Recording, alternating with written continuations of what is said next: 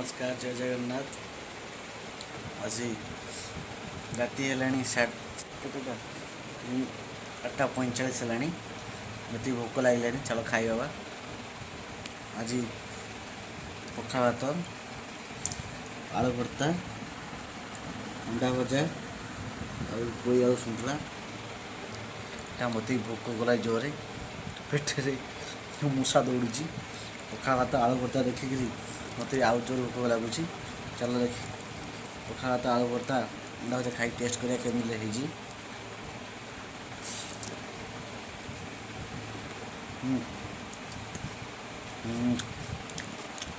बढ़िया है।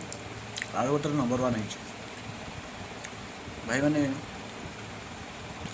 आम ओडिया लोकंर पखाल भात शाग भजा आलू भर्ता पूरा फेमस।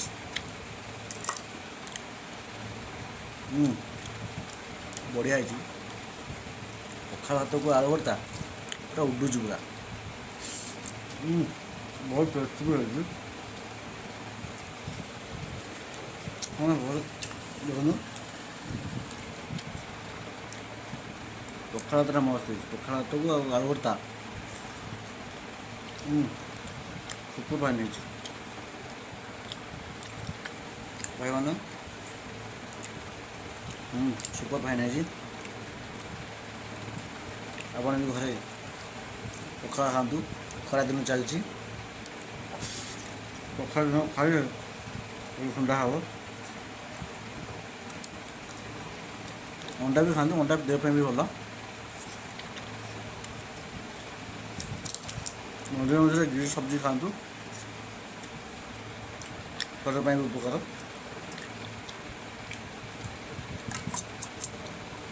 क्या खाऊ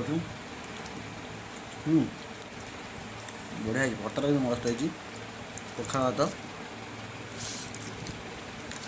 सुपर फाइन है। पखाल भातटा